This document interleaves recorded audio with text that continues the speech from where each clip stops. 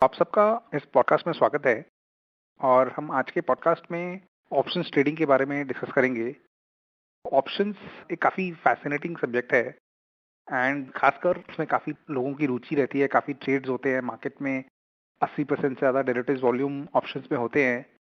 But at the same time ये बहुत ही volatile asset है एंड वो वॉलेटिलिटी काफ़ी रिस्क एसोसिएट करती है। इससे समझना थोड़ा ज़रूरी है। और ऑप्शंस डिफरेंट होता है नॉर्मल कैश मार्केट से, नॉर्मल फ्यूचर्स से, बिकॉज इसका जो प्रीमियम या प्राइस होता है वो सिर्फ प्राइस के ऊपर नीचे गिरने से नहीं बढ़ता है कि वो अंडरलाइंग अगर बढ़ रही है तो प्राइस बढ़ेगा ऑप्शंस का। ऐसा हर समय होता नहीं है। इसके अलग ही वेरिएबल्स हैं जिसे हमें समझना बहुत ज़रूरी है जब हम ऑप्शंस में ट्रेड कर रहे हैं। सो हेंस इस कॉल पे हम डिस्कशन इसके ऊपर करेंगे। एक कि ऑप्शंस के प्राइस के वेरिएबल्स क्या है और क्यों बढ़ती है प्राइसेस, क्यों गिरते हैं। दूसरी कि आप इसे रिस्क मैनेजमेंट फिर कैसे कर सकते हो। आप अपने रिस्क मैनेजमेंट की जो स्ट्रैटेजीज हैं वो किस तरह से आप इसे नज़र रख के, इसे कंसिडर करके आप इसे ऑप्शंस पे ट्रेड कर सकते हो। किस तरह की रिस्क मैनेजमेंट आपके पास होनी चाहिए। और तीसरी चीज होगी कि क्या मार्जिन्स आपको चार्ज होते हैं। मैं एक बार बताऊं कि ऑप्शंस के प्राइसेस कैसे चलते हैं। जो लोग नए हैं ऑप्शंस के अंदर, ऑप्शंस होता क्या है। मैं एक सिंपल सा एग्जांपल लेता हूं कि लेट्स से अगर आप कोई प्रॉपर्टी खरीदने गए और आपने एक प्रॉपर्टी पसंद करी, आपने नेगोशिएट करा कि जी 50 लाख रुपए पे मैं ये प्रॉपर्टी खरीद लूंगा, बट मुझे 2 महीने लगेंगे और 2 महीने के बाद मैं आपको 50 लाख रुपए देके ये प्रॉपर्टी ले लूंगा। आप मुझसे एक टोकन अमाउंट आज ले लो, सपोज 20,000 रुपए का, और मैंने आपको 20,000 रुपए दिए और एक डिस्कशन कर लिया कि जी ये 2 महीने के बाद मैं आपसे 50 लाख रुपए पे ये प्रॉपर्टी खरीदूंगा। तो ये एक हमने ट्रांजैक्शन आज के दिन कर लिया। अब सपोज 2 महीने हो गए और मार्केट सपोज बहुत खराब हो जाती है और उसी सेम बिल्डिंग में आपको एक दूसरा फ्लैट मिल रहा है सस्ते दाम पे, सपोज आपको 40 लाख में मिल रहा है। तो आप क्या करोगे? आप सोचोगे कि जी छोड़ो उस 50 लाख की प्रॉपर्टी को, मेरा 20,000 का टोकन जो गया वो गया और अब मैं इसे तो मार्केट से ले लेता हूँ 40 लाख रुपए पे। और सपोज दूसरा सिनारियो ये हुआ कि सपोज वो प्रॉपर्टी 55 लाख पे चल रही है और आपने बोला कि जी मेरे को तो 50 लाख पे मैंने आपसे डील करी थी, तो मुझे आप 50 लाख पे दो। तो बेसिकली ऑप्शंस ने आपको एक राइट दिया था कि ये ट्रांजैक्शन आप आज के प्री डिफाइंड रेट पे, 2 महीने के बाद के रेट पे आज ही कर सकते हो। बेसिकली एक options is gives you the right as a buyer.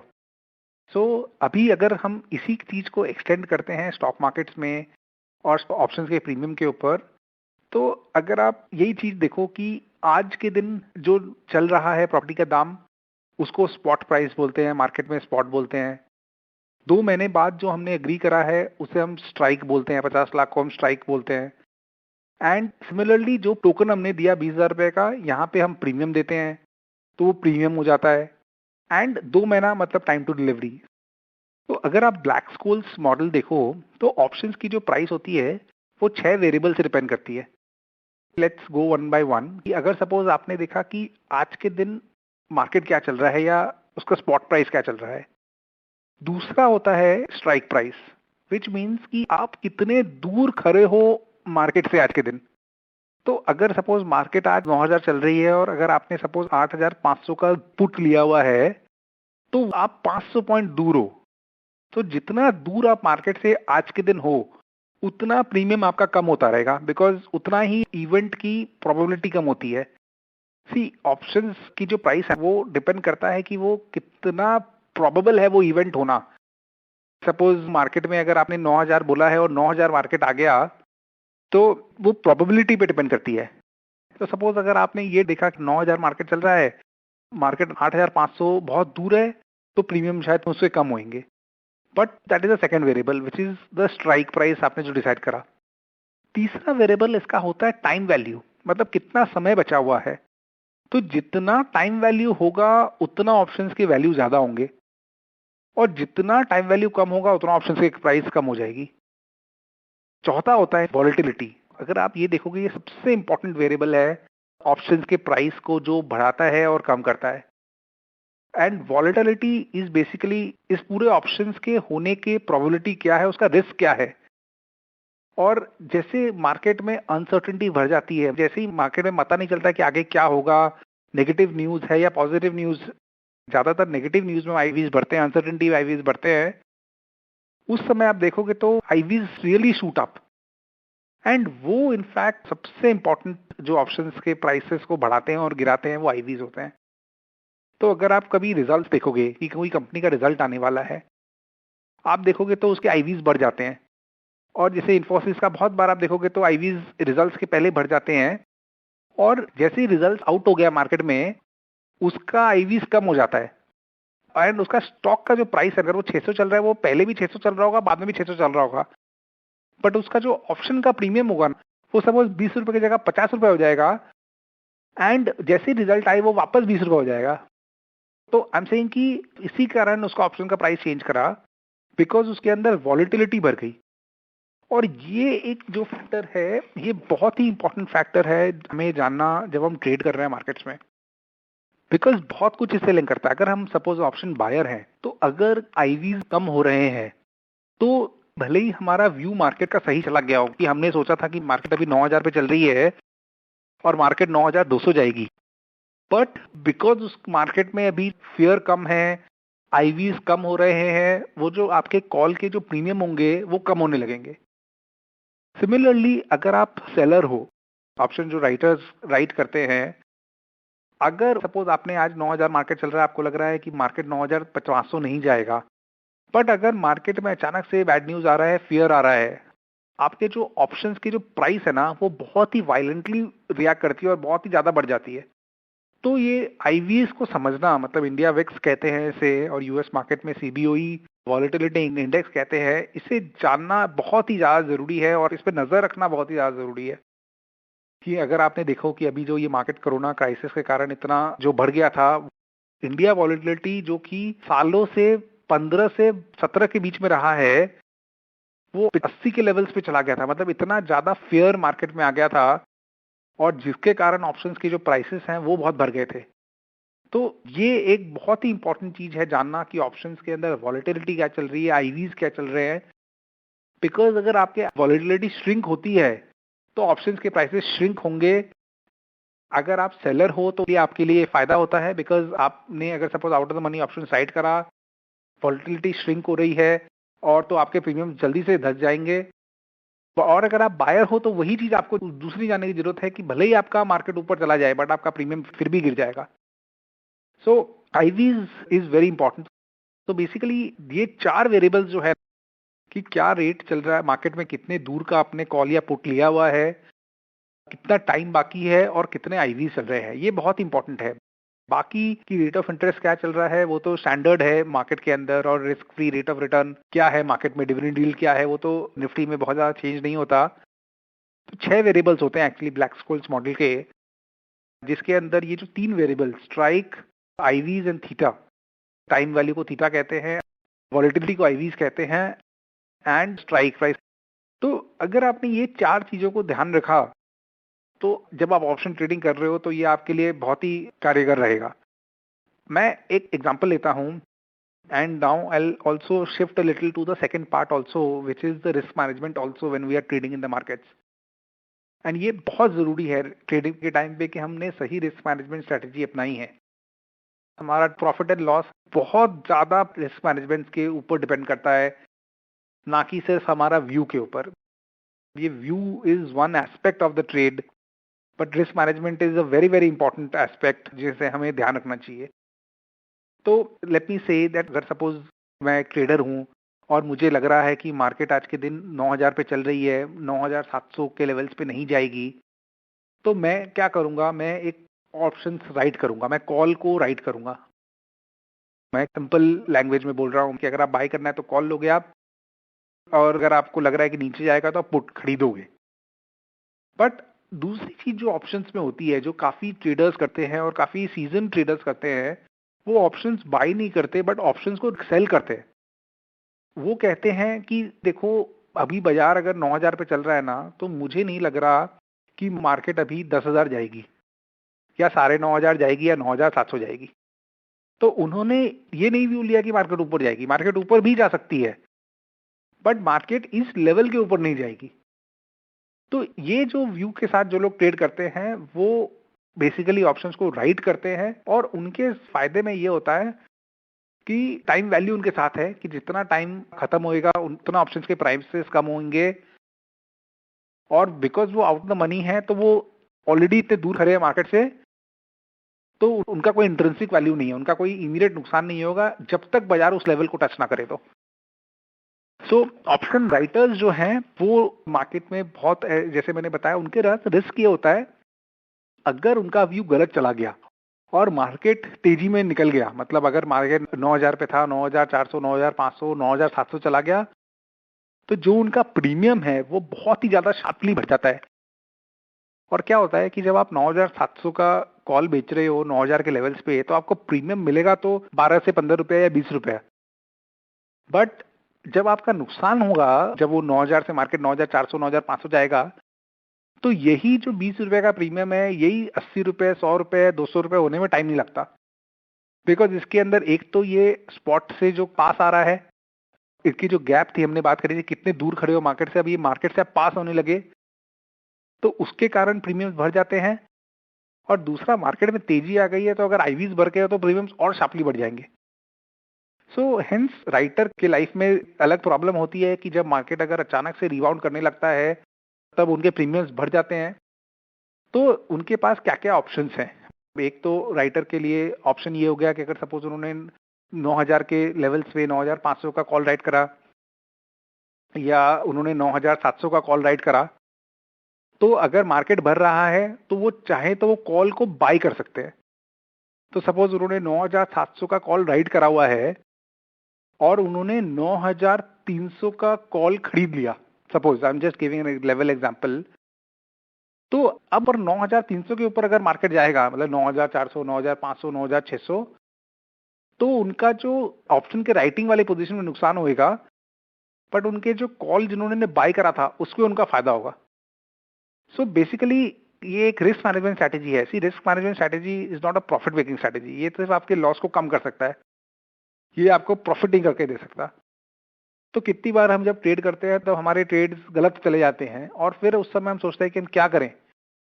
तो एक ऑप्शन हो गया, अगर आपने कॉल राइट करा है या पुट राइट करा है, और तो आपने साथ में अगर पुट राइट करा है तो पुट बाई कर लीजिए किसी दूसरे स्ट्राइक का, या तो आप फ्यूचर ले लीजिए, क्योंकि फ्यूचर में आपका कम से कम अंडरलाइंग एक 100% डेल्टा के साथ होगा, 1 डेल्टा के साथ होगा। तो आप या तो फिर फ्यूचर ले लेंगे, तो अगर अंडरलाइंग बढ़ रही है तो आपका फ्यूचर में फायदा हो जाएगा। दूसरा ऑप्शन हो सकता है कि आपने सपोज 9700 का आपने कॉल राइट करा था, अब आप क्या करो, 8500 का पुट राइट कर दो, तो आपने अपने रिस्क को कम कर दिया। तो रिस्क मैनेजमेंट, इवन जैसे कि आप फ्यूचर्स ट्रेड कर रहे हो, तो देखिए फ्यूचर्स में हमको लग रहा है मार्केट ऊपर जाएगा, मार्केट ऊपर जाएगा, ये बहुत सी बात है, बट अगर मार्केट नीचे चला गया तो क्या? That is the very very important thing. तो अगर सपोज आपने निफ्टी को लॉन्ग किया है 9000 के लेवल्स पे, अगर आपने सपोज 200 पॉइंट दूर का पुट ले लिया, आपके प्रीमियम पड़ेंगे उसके 50 से 60 रुपए के, तो आपको 3-4 हजार रुपए का एक्स्ट्रा प्रीमियम लगेगा। बट अगर मार्केट गिर गई तो कम से कम 200 पॉइंट के बाद आपको फ्यूचर में नुकसान नहीं होगा। तो डेरिवेटिव्स में बहुत तरीकों से आप चाहो तो अपना रिस्क मैनेजमेंट कर सकते हो, बट वो रिस्क मैनेजमेंट करना बहुत ही ज्यादा जरूरी है। इनफैक्ट देखिए, एक और जो ट्रेड होता है जो कि बड़ा प्लेन वनीला ट्रेड होता है, जो कि ऑप्शंस बाय करना। ऑप्शंस बाय के अंदर भी ना चीजें समझनी बहुत जरूरी है कि आप किस माहौल पे ऑप्शंस को बाय कर रहे हो, किस माहौल पे आप ऑप्शंस को होल्ड कर रहे हो। अगर फियर बढ़ रहा है मार्केट में, अगर आईवीज बढ़ रहे हैं, तो ऑप्शन में टाइम है, तो आप ऑप्शन बाय कर रहे हो तो आपके पास टाइम है एंड प्रीमियम बढ़ सकते हैं। पर अगर टाइम वैल्यू बहुत कम है और आईवीज क्रैश हो रहे हैं और वो जो इवेंट हो रहा है उसकी प्रोबेबिलिटी कम हो रही है, तो फिर ऑप्शंस के जो प्रीमियम है वो टिपिकली गल जाते हैं। तो हमने बहुत बार देखा है, लोगों ने 100 रुपए के ऑप्शन बाय करे और पूरा का पूरा जीरो हो गया।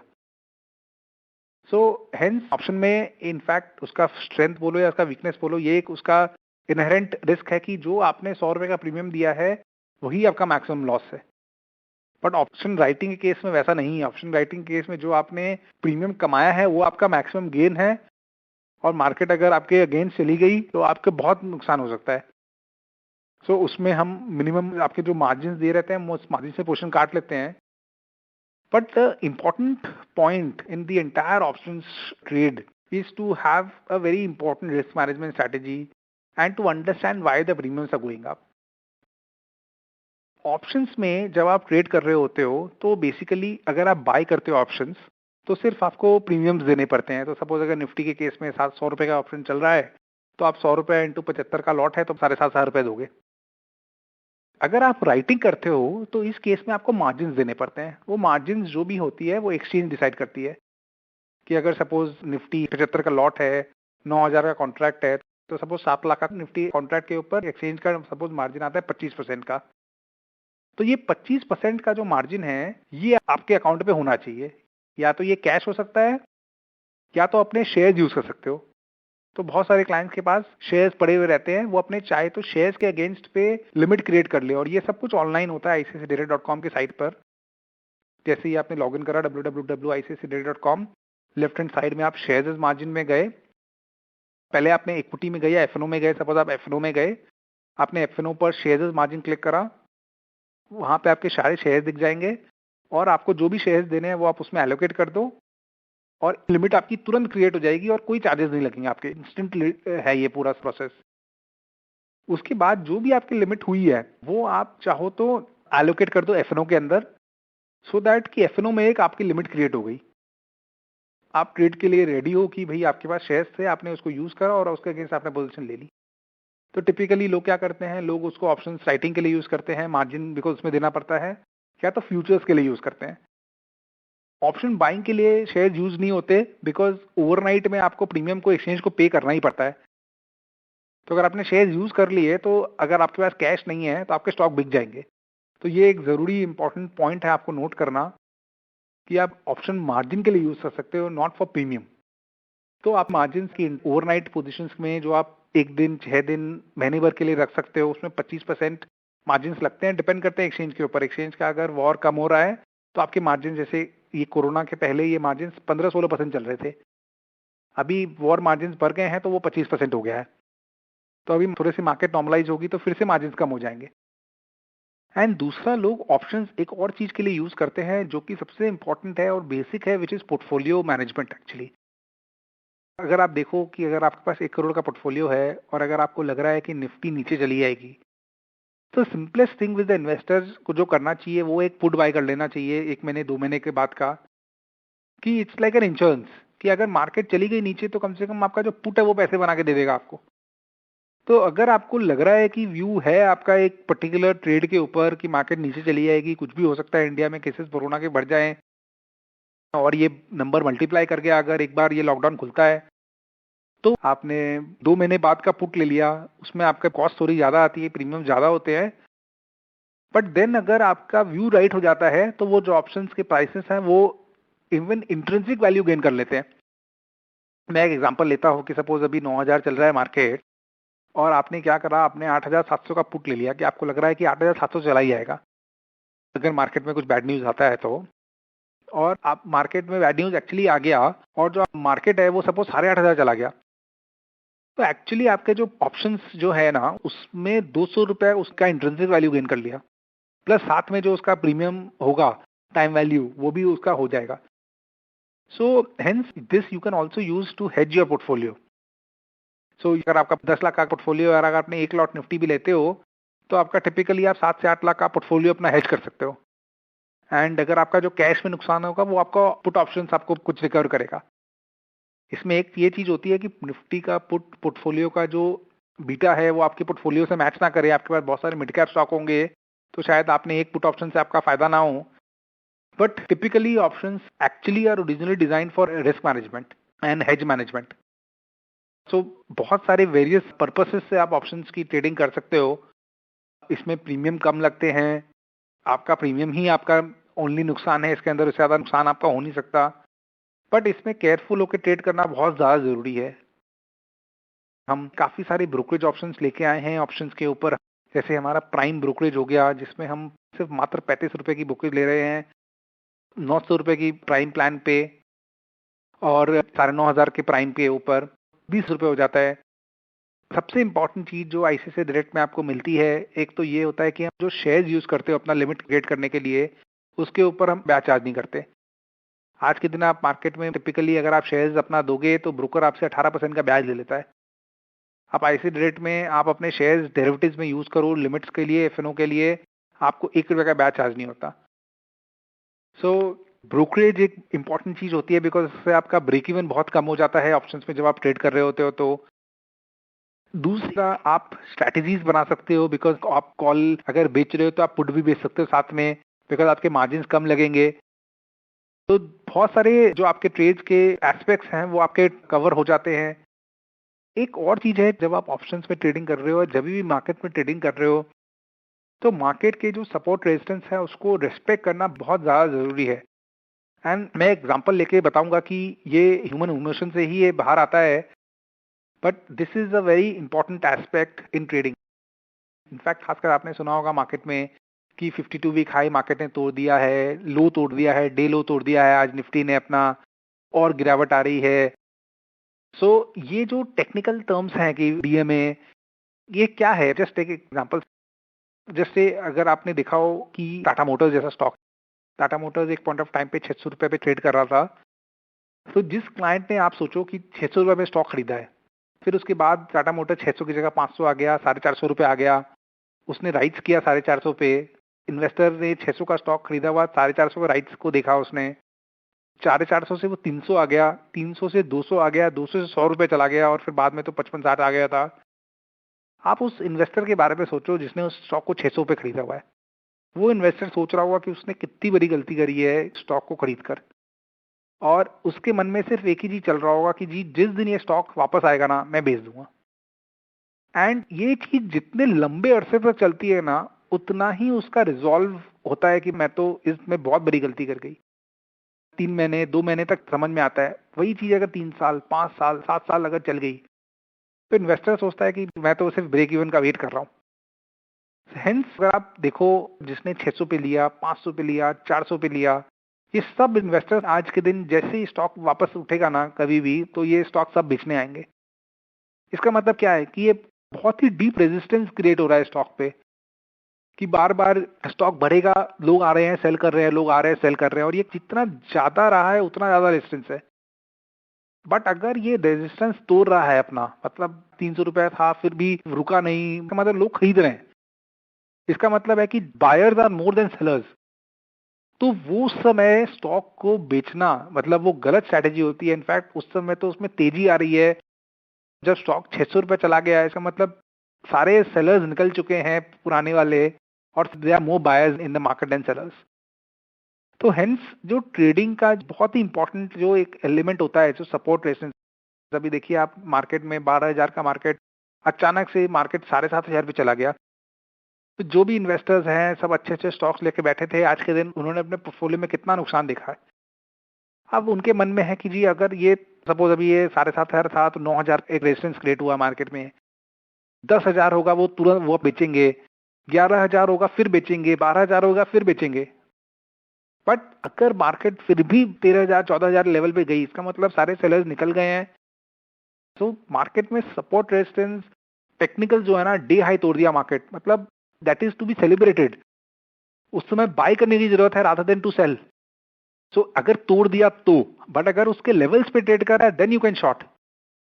सो अगर सपोज वो रेजिस्टेंस पे है तो आप उसको शॉर्ट मार सकते हो कि ये तो अपने रेजिस्टेंस पे चल रहा है, बट रेजिस्टेंस तोड़ दिया अगर उसने, तो वो एक इंपॉर्टेंट एलिमेंट है जहां पे स्क्रीन को रेस्पेक्ट करना, मार्केट को रेस्पेक्ट करना बहुत जरूरी है।